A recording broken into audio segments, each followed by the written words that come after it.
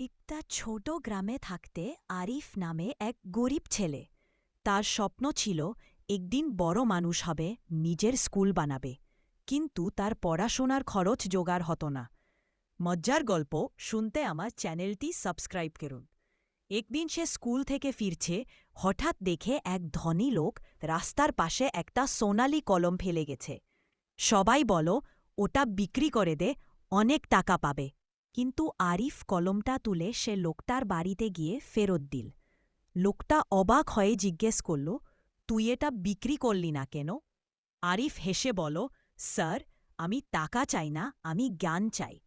লোকটা মুগ্ধ হয়ে বল, তুই যেভাবে চিন্তা করিস তুই একদিন অনেক দূর যাবি। সে আরিফের পড়ার দায়িত্ব নিল। বছর কেটে গেল। আরিফ হল সেই গ্রামে সবচেয়ে বড় স্কুলের প্রধান শিক্ষক। প্রতিদিন সে তার ডেস্কে বসে সে সোনালি কলমটা দেখে হাসে, কারণ সে জানে সততাই আসল জাদু।